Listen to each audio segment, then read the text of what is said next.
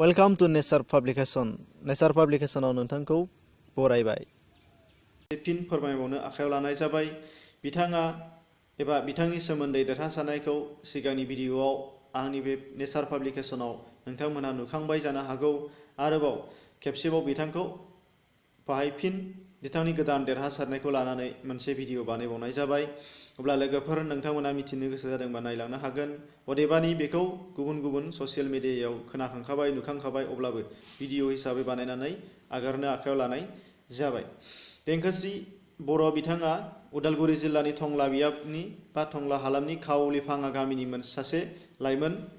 बिथाङा 24 मार्च खालि 2019 मायथाइनि 24 मार्चआव तेजपुराव जानाय mister and miss glam GLAM glam 2019 season 2 आव सेथि बान्था आजावनो हादों, जेराव बिथाङा 2018 मायथाइयाव गुवाहाटीनि मास्क'वायाव जानाय मिस आसाम काइट्स बादायलायनायाव थामथि मासियाव देरहानोबो हादोंमोन। बिथाङा गाहायै मडेल एबा फेशन देखायो।